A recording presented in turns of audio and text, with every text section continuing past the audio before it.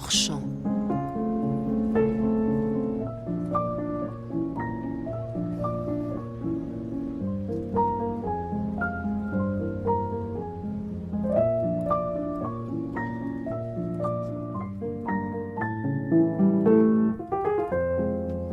Hors champ, bonsoir à toutes et à tous et merci de votre fidélité. Hors champ ce soir en compagnie de Jean-François Billetter.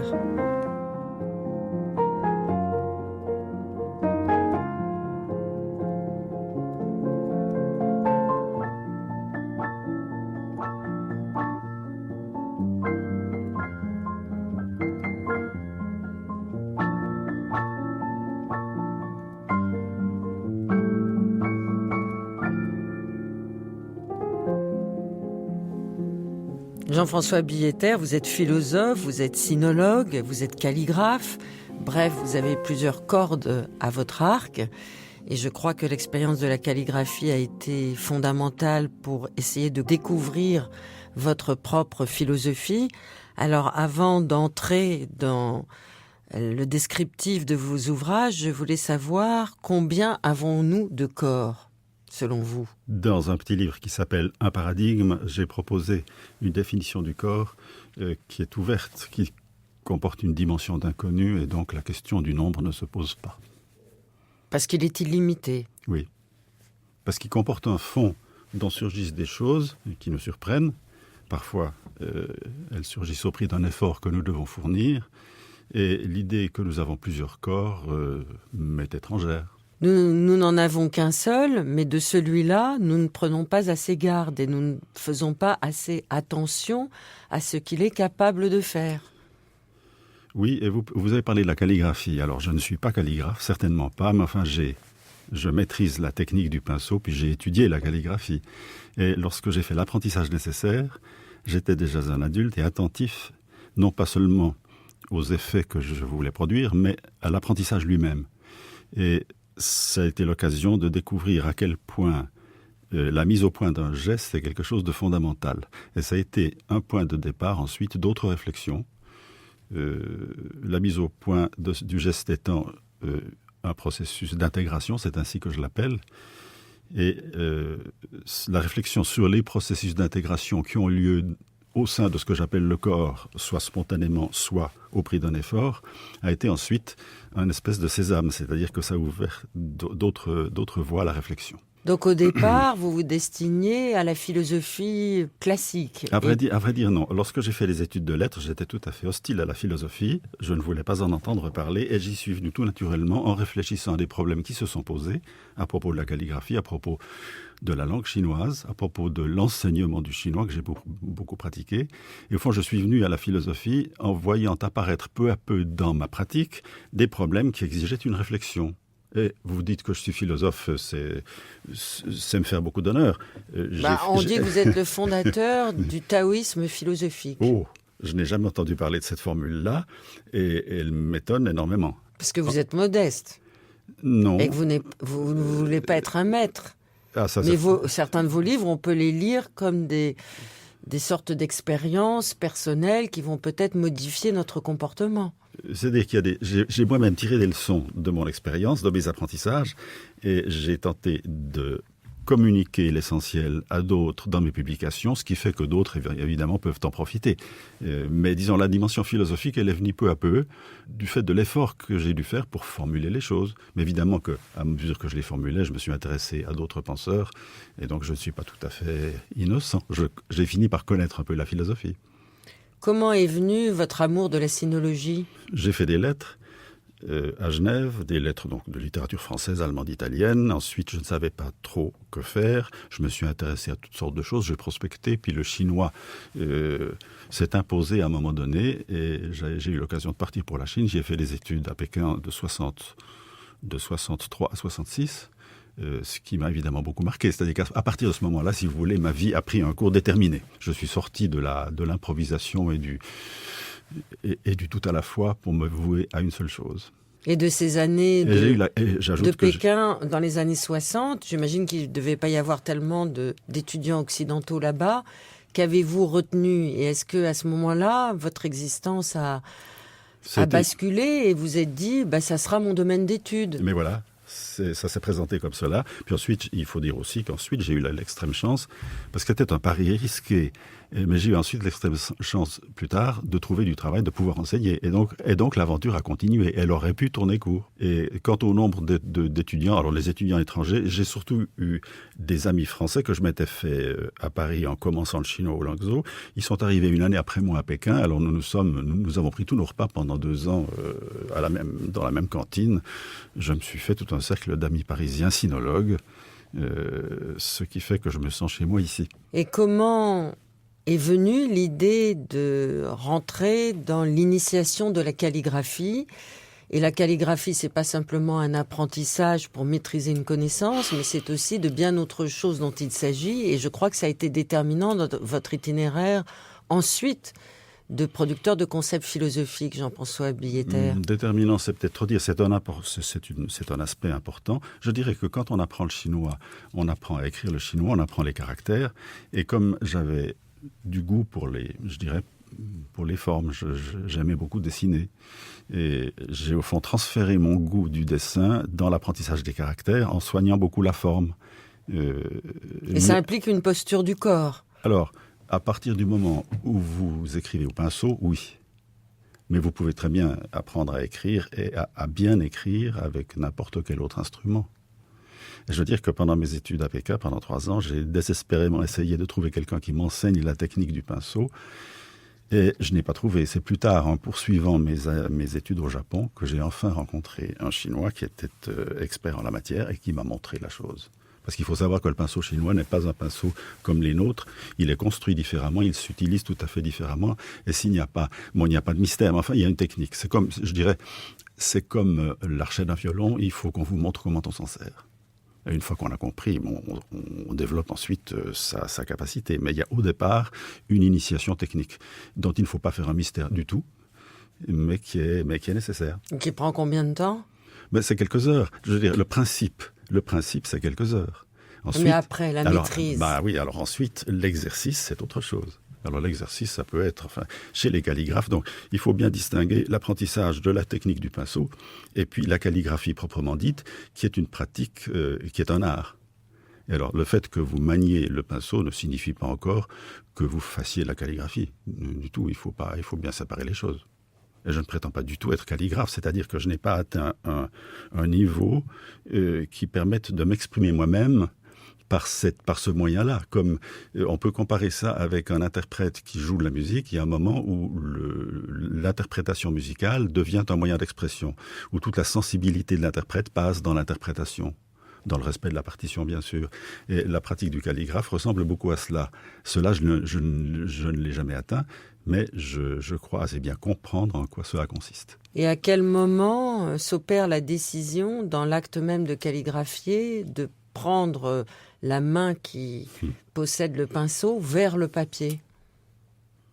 Mais il y a d'abord une envie d'écrire. Et puis écrire au pinceau, c'est une discipline, mais une fois qu'on l'a intégrée, elle procure un très très grand plaisir. Il y a une concentration comme comme les musiciens qui jouent de la musique.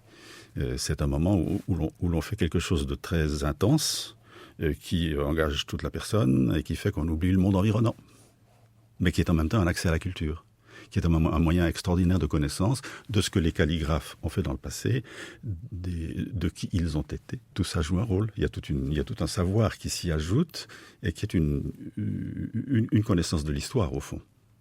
Mais c'est comme pour la musique.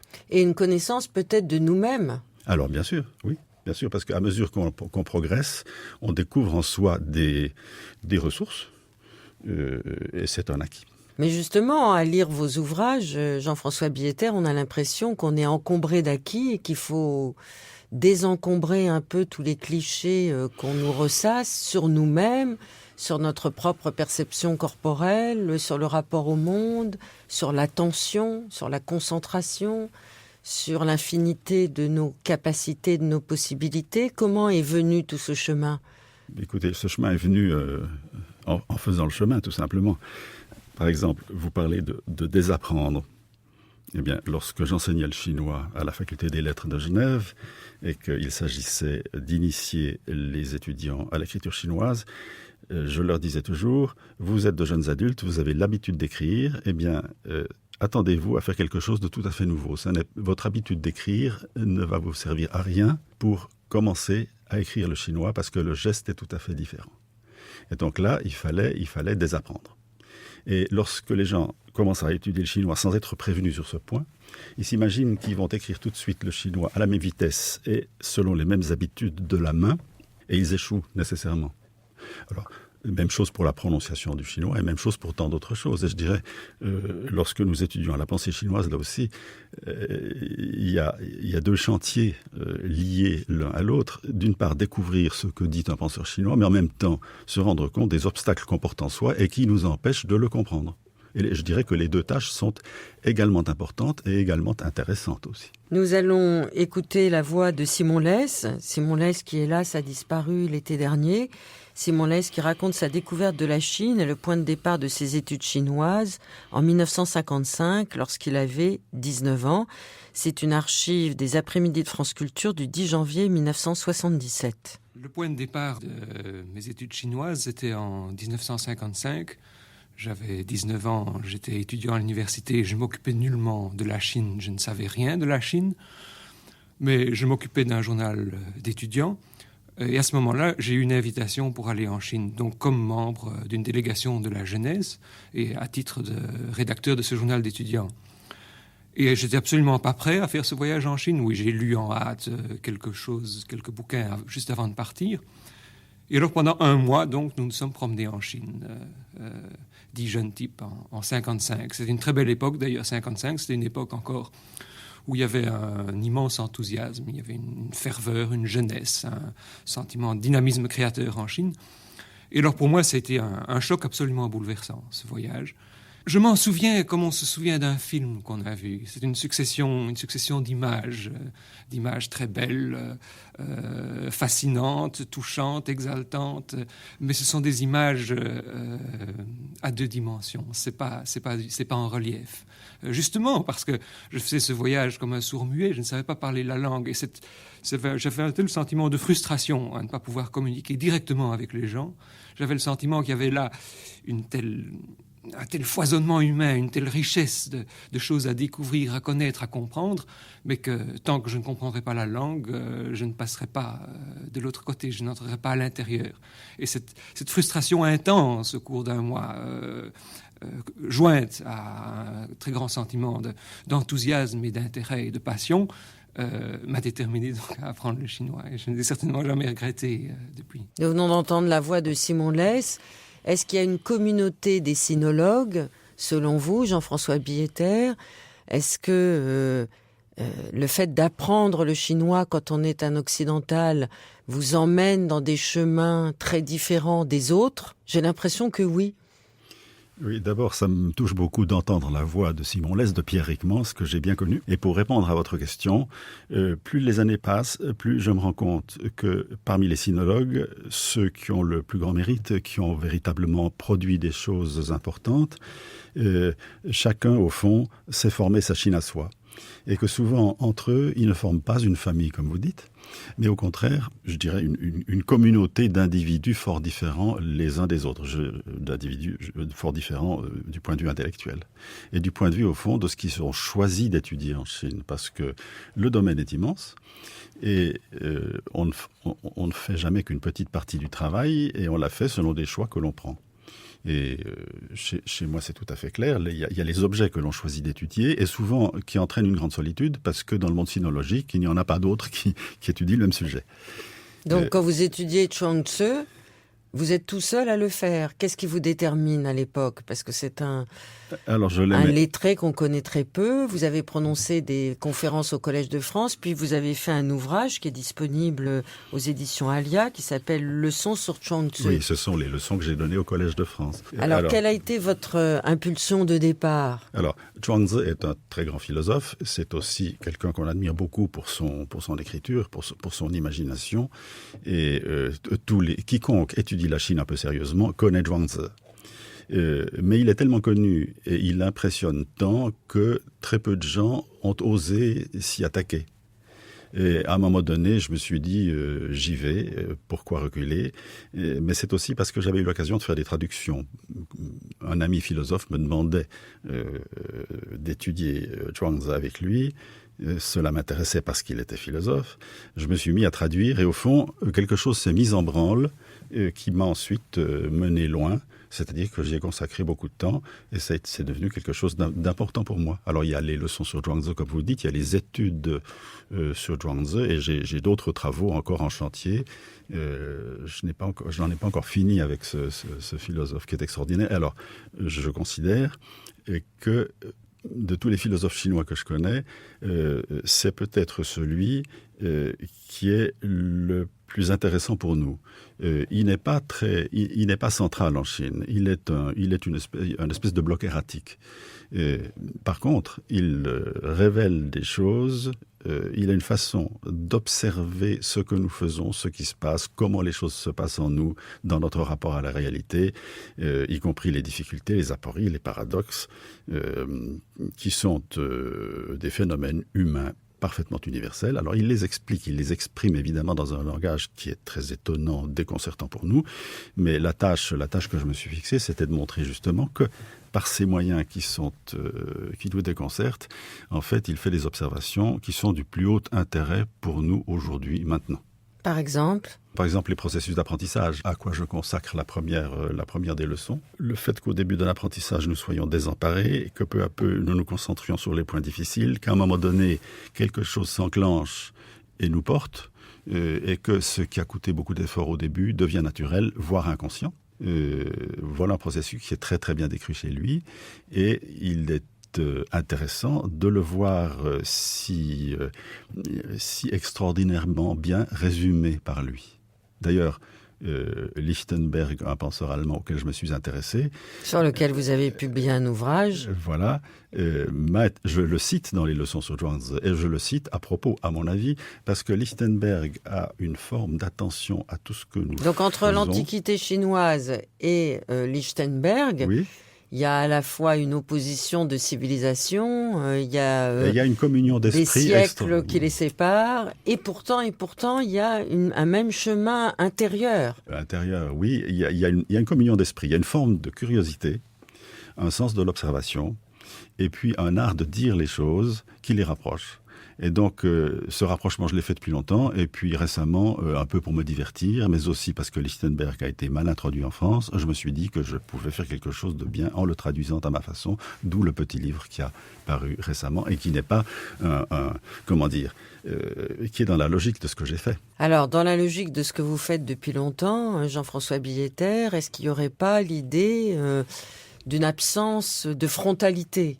À la fois pour aborder des problèmes, à la fois pour essayer de comprendre le rapport au monde. On a l'impression que chez ces deux penseurs que vous étudiez depuis si longtemps, Lichtenberg et Zhuangzi, il y a toujours le détour, le temps, la nécessité du temps, pour la moi, suspension. Oui, vous dites le détour, pour moi c'est le contraire. La voie que j'emprunte le plus volontiers, c'est au fond de m'écarter des mots, d'oublier les mots par lesquels nous désignons les choses et de les réobserver d'un œil neuf, si je puis dire. Et pour moi, ça n'est pas un détour, c'est au contraire l'accès le plus direct. Et ensuite se pose la question, d'une part, de savoir comment Zhuangzi a exprimé ces choses-là, comment moi-même je pourrais les exprimer de façon intéressante et utile aujourd'hui. C'est un peu l'essai que j'ai fait dans un paradigme où je me suis dégagé de l'étude du Zhuangzi pour dire un peu les mêmes choses, mais dans mon langage à moi. Le temps, vous dites, le temps, oui, le temps, je dirais que le temps, c'est surtout la patience. C'est-à-dire que ces travaux-là demandent de la patience, on ne peut pas les forcer. Déjà, l'attention, l'observation sont des choses qui demandent, qu'on ne peut pas forcer. Et il faut avoir le goût un peu de mettre hors jeu le langage et de se remettre à observer pour ensuite y dire les choses, le langage n'intervenant qu'après. Et cette manière de faire exige de la patience, mais c'est aussi un grand plaisir. Mais la patience, dans notre monde moderne, c'est pas une vertu qui est, hélas, beaucoup revendiquée. Alors, je vais vous dire à cela que j'ai quitté l'enseignement à l'âge de 60 ans pour me mettre au travail, car tant que j'enseignais, j'étais bousculé, accablé de tâches diverses en trop grand nombre toujours. Et cette patience, cette liberté d'esprit, elle est devenue centrale dans ma vie du moment que j'ai quitté l'université. Ce que j'ai fait depuis lors, je n'aurais jamais pu le faire tant que j'étais dans l'institution. Pourquoi ? Parce que vous choisissez votre temporalité. Parce que je prends le temps. D'abord, Prendre le temps, c'est pas simplement prendre le temps avec vous. Quand on lit vos bouquins, on sent que c'est tout un exercice. D'abord, de porter attention à soi-même, Voilà, ce qu'on fait quand même très très peu dans nos existences. Oui. Alors, et d'essayer de savoir ce qu'on fait. Comment on fait coïncidence. Oui, mais je pourrais peut-être introduire une nouvelle considération. C'est que quand on a consacré sa vie, enfin 50 ans quand même, à étudier la Chine et à la faire étudier par les autres, on est devenu quand même un animal un peu particulier, je dirais un animal amphibie. C'est-à-dire que je me déplace avec la même aisance en chinois et dans le monde chinois, et en français ou dans nos langues. Et lorsque l'on s'est ainsi détaché des langues parce qu'on en pratique plusieurs, et qu'au fond on est entré dans la pensée que contiennent plusieurs langues, cela crée un détachement et peut-être une forme d'attention plus grande aux fonctions de la langue, à la façon dont les langues programment notre pensée. Et je dirais qu'une longue étude de la Chine, de ce point de vue-là, est un considérable exercice d'assouplissement intellectuel. Et l'un des résultats, peut-être, c'est au lecteur de juger, c'est que lorsqu'ensuite je fais état de ma propre expérience ou des observations que j'ai faites ou que d'autres font, j'adopte un langage que je n'ai pas emprunté ailleurs. Je n'emprunte pas le langage de tel ou tel penseur à la mode ou de tel penseur ancien. Je m'efforce de dire les choses avec des mots que je trouve moi-même. Alors là aussi, il faut beaucoup de patience. Ça aussi, c'est quelque chose qu'on ne peut pas faire quand on est sans cesse bousculé et soumis au stress. Alors, vous parlez beaucoup de la langue, du détachement de la langue pour pouvoir construire sa propre langue. Vous citez Klemperer, qui est un homme très important. Vous citez aussi dans un paradigme un théologien très peu connu en France qui s'appelle Dietrich Bonhoeffer. Oui. Et on sent bien, Jean-François Billetter, que vous êtes empreint de toute une tradition philosophique occidentale, mais aussi chinoise, mais qu'en même temps, vous allez butiner vers les surréalistes, la poésie, etc. Donc, comment arrivez-vous à faire votre propre chemin votre propre chemin philosophique par rapport à cet encyclopédisme que vous possédez ? Mais ça, je réponds à cette question dans un paradigme. C'est que je dis là, que j'ai passé une grande partie de ma vie à essayer les idées des autres. Et que les idées des autres, il y en a tant, et il y en a tant qui me plaisent, et que finalement, cela a créé la confusion et la perplexité. Et qu'à un moment donné, pour sortir de cette perplexité, je me suis dit, cessons de chercher ailleurs et voyons ce que je puis dire moi-même de ma propre expérience. Ça a été une espèce de conversion. Et donc, je crois pouvoir dire que ce que j'ai fait de meilleur est la conséquence de cette décision. Alors, ça ne veut pas dire que je n'ai pas exploré beaucoup de choses, mais je n'en fais plus état. Enfin, j'en fais état parfois un peu, quand c'est utile, mais disons que quand j'écris, par exemple, le paradigme que vous tenez entre vos mains, j'ai tout à fait renoncé à faire la part des choses à tout moment, c'est-à-dire à me distinguer d'autres penseurs. J'aurais pu faire de longs commentaires en disant, quand je dis ceci, je me distingue de tel autre qui a dit autre chose, ou bien j'utilise un mot dans un sens qui n'est pas celui de tel et tel. Là, j'aurais pu faire un gros volume. J'ai entièrement laissé ça de côté. C'est-à-dire que quand on vous lit, on participe de votre expérience, qui est une expérience à la fois sensible et intellectuelle, du même mouvement d'ailleurs, mais vous ne vous souciez pas de d'énonciation ou de corpus idéologique. Par exemple, page 98 de Un paradigme, voici ce que vous écrivez, Jean-François Billetter.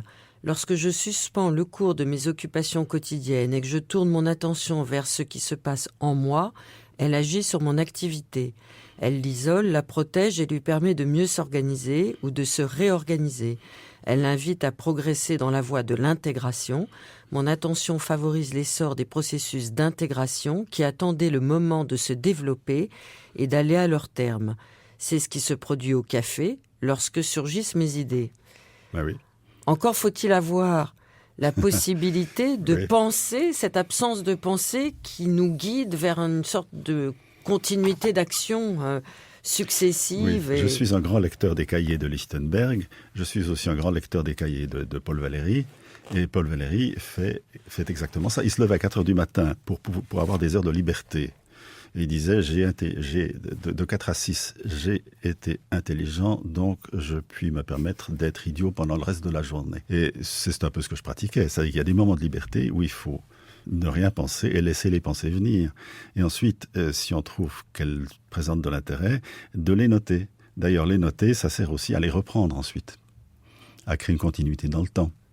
Et cela, c'est quelque chose dont je ne voudrais pas être privé, tout simplement. C'est un plaisir. Enfin, je ne sais pas si d'autres ont les mêmes dispositions, mais en ce qui me concerne, moi, c'est quelque chose dont j'ai besoin. Est-ce qu'on a tout à l'intérieur de nous ?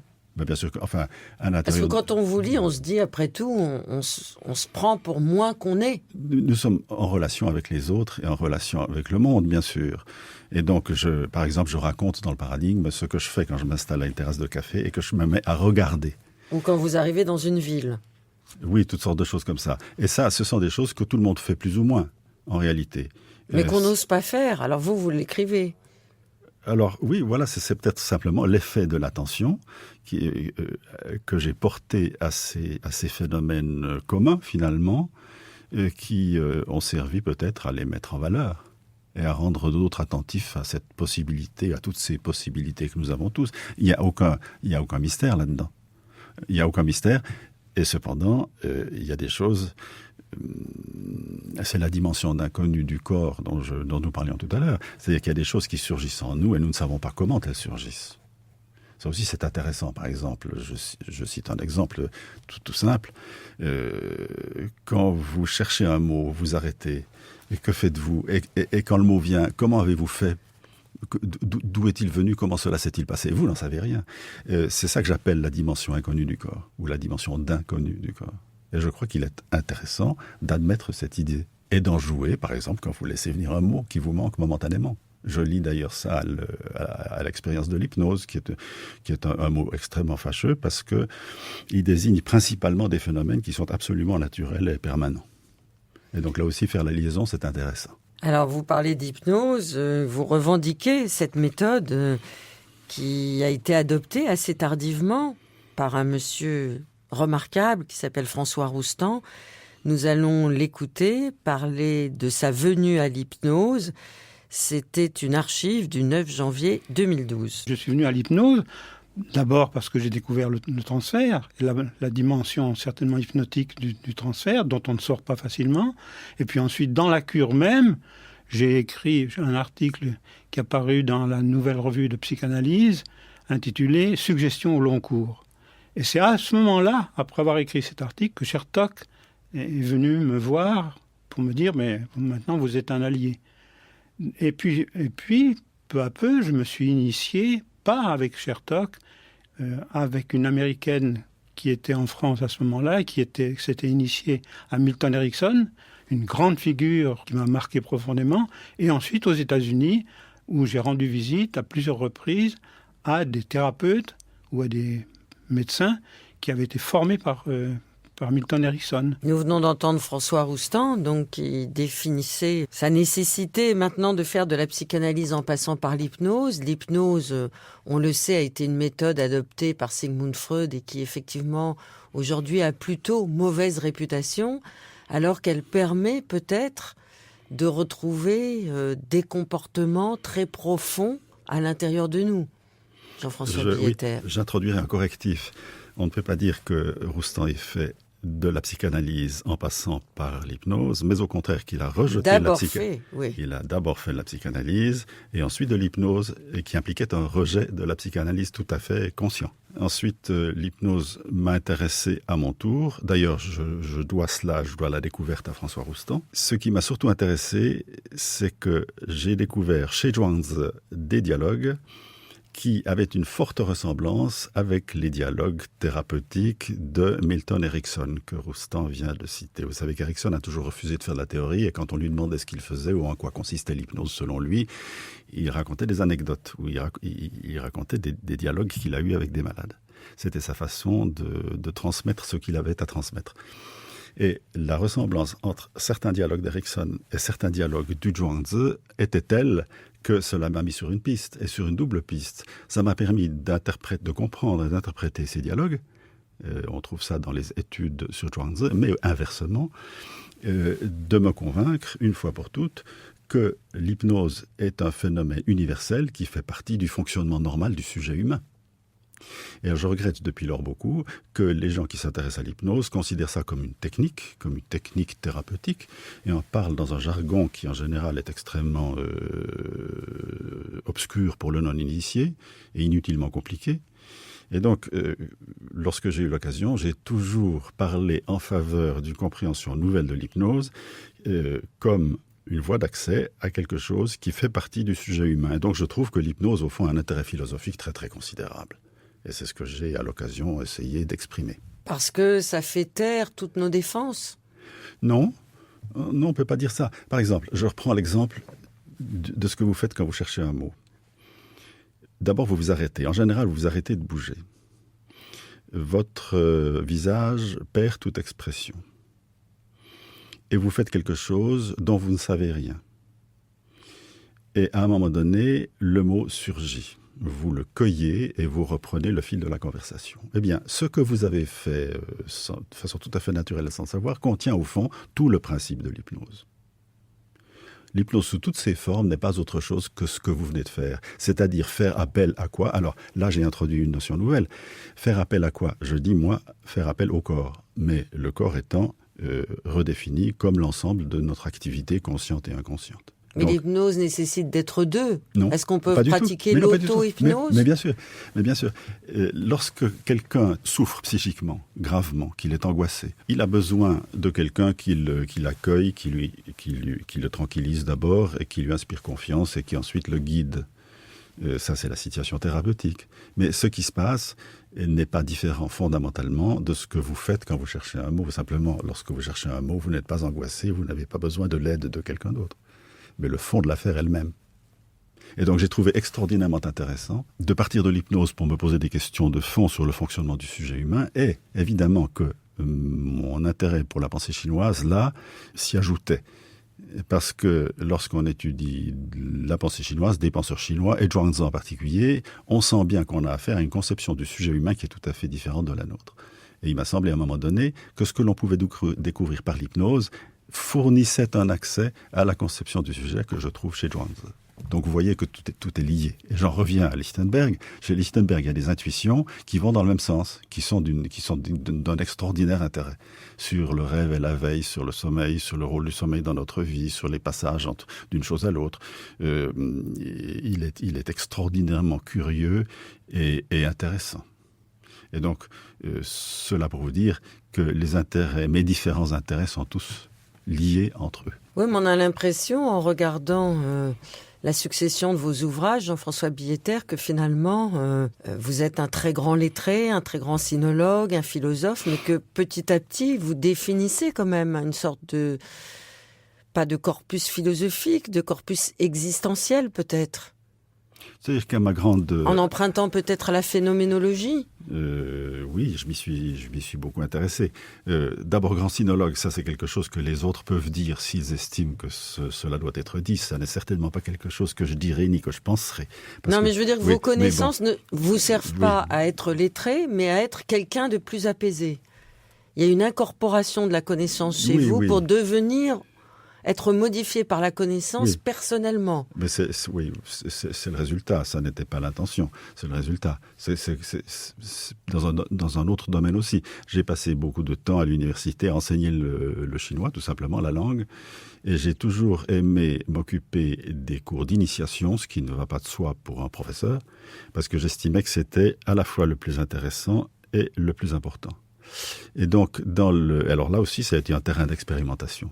Quand vous avez en face de vous quelqu'un qui fait un grand effort de concentration pour exprimer quelque chose en chinois, parce que c'est tout à fait nouveau, c'est une opération tout à fait nouvelle pour lui, il y a une interaction entre lui ou eux et puis vous-même, et ça a été aussi un grand terrain d'expérimentation. Donc tout ça, si vous voulez, ce que je retiens moi, c'est la curiosité, ce sont les tâches concrètes qui mérite beaucoup d'attention, et l'attention qui ensuite mène à des découvertes. C'est comme ça que je vois le fil principal de toute cette expérience. Alors, à mon grand étonnement, des idées dispersées qui sont nées dans un domaine ou dans un autre ont fini par s'associer. Et ça n'était pas prévu, ça a été un étonnement pour moi, mais il s'en est dégagé finalement un motif, un ensemble de choses qui devient de plus en plus cohérentes. Je suis le premier étonné. Et donc, quand vous parlez de corpus, là, de nouveau, c'est un terme qui solidifie beaucoup trop la chose, à mon avis. Mais de la cohérence, oui, absolument. Évidemment, c'est de la cohérence ça finit par être une pensée cohérente qui, évidemment, présente une certaine originalité du fait qu'elle est tellement nourrie d'expériences qui sont hors du champ de la plupart des intellectuels ici. L'expérience de la Chine, du chinois, de l'enseignement, du maniement du pinceau, de l'hypnose, de tant d'autres choses, donnant finalement quelque chose de cohérent, c'est quelque chose que je n'avais pas prévu et qui peut paraître imprévu à d'autres maintenant. Dans les dernières pages de Un paradigme, vous évoquez la liberté. Comment la définiriez-vous ? Et vous dites qu'elle est nécessaire à la construction de l'être humain. Je dis que la liberté, c'est une abstraction. C'est un substantif abstrait dans lequel qu'on peut interpréter de 1000 façons différentes.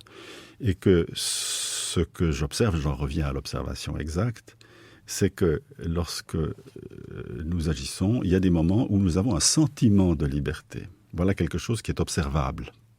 Et alors, quels sont les moments dans lesquels nous avons un sentiment de liberté ? Et je constate que le sentiment de liberté advient lorsque nous faisons quelque chose de nécessaire. Lorsque je dis par exemple une vérité, ou bien lorsque je fais le geste qui convient à tel moment, c'est quelque chose qui est sorti du corps de façon nécessaire, qui résout le problème ou qui répond à la situation. C'est une nécessité qui sort du corps et que j'accueille et que j'accepte, et c'est dans ces moments-là que je me sens libre. Donc cela mène à un paradoxe, c'est que liberté, je précise, sentiment de liberté et action nécessaire coïncident absolument. Mais est-ce que tout s'enracine dans le corps ? Le sentiment de liberté est-il dans notre propre rapport corporel ? Mais là aussi, il faut se méfier des mots. Alors, il faut voir à quel moment, à propos de quoi, vous vous servez du mot liberté.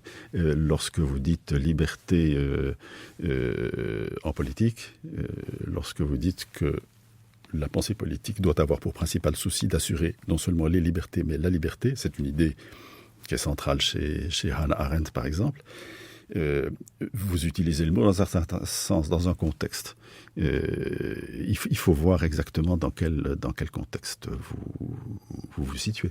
Et ne pas vous perdre dans des spéculations sur des mots comme ça, parce que là, vous ne pouvez rien résoudre. D'ailleurs, Valéry dit dans ses cahiers, les philosophes sont des gens qui sont assis et qui font des opérations sur les mots. Voilà le genre de philosophie que je n'aime pas et que lui n'aimait pas non plus. Oui, vous êtes plutôt un homme debout. On a l'impression que vous marchez pour alimenter votre pensée. Ou que vous respirez. Vous faites peut-être du yoga, d'ailleurs. Non. Je ne crois pas. Je marche, oui, j'aime beaucoup la marche. Mais je crois que surtout, je suis attentif à ce que je fais, je dirais. Ce serait plutôt là, ma formule. Et que tout a la même importance. Quand vous préparez un café ou quand vous relisez Lichtenberg, pour vous, l'attention doit être la même. Je dirais que tout est digne d'attention et que tout prend de l'intérêt lorsqu'on y porte de l'attention. Voilà ce que je dirais. Combien parlez-vous de langue ? Et est-ce que cet habitacle de langue vous a permis d'opérer un détachement ? Ah oui, Ça, c'est sûr. C'est que j'ai eu l'avantage, au fond, d'être bilingue dès le départ, parce que ma langue maternelle est le français, mais je suis né et j'ai grandi, j'ai fait toutes mes écoles à Bâle, donc en dialecte bâlois et en allemand. Et ensuite, s'y est ajouté le chinois, que je parle à peu près comme le français, et puis d'autres langues à des degrés divers. Enfin, je connais différentes autres langues à des degrés divers. Passer d'une langue à l'autre est quelque chose qui m'est familier et qui apporte l'expérience de ce que c'est que se détacher d'une langue. Et d'observer à partir d'une langue ce qui, dans l'autre langue, détermine la pensée. Je vois ça très bien dans mes discussions avec des collègues chinois. Très souvent, j'ai moi-même des idées qui ont pris forme grâce à des mots du français et qu'il est extrêmement difficile de communiquer en chinois parce que justement, je n'ai pas les mots du français. Alors, le chinois offre d'autres possibilités, mais très souvent, de part et d'autre, on a beaucoup de peine à se comprendre.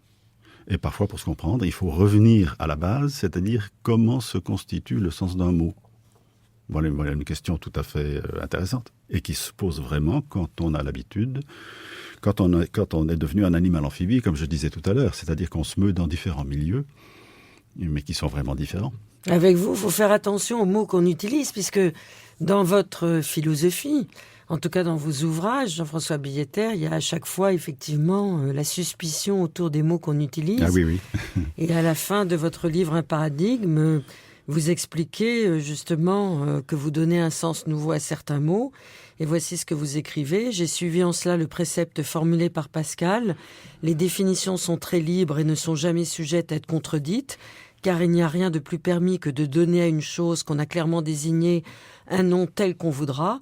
Il faut seulement prendre garde qu'on abuse de la liberté qu'on a d'imposer un nom en donnant le même à des choses différentes. Fin de citation. Une fois mes définitions données, je m'y suis tenue rigoureusement. Le lecteur ne manquera pas de s'apercevoir de la difficulté qui en découle.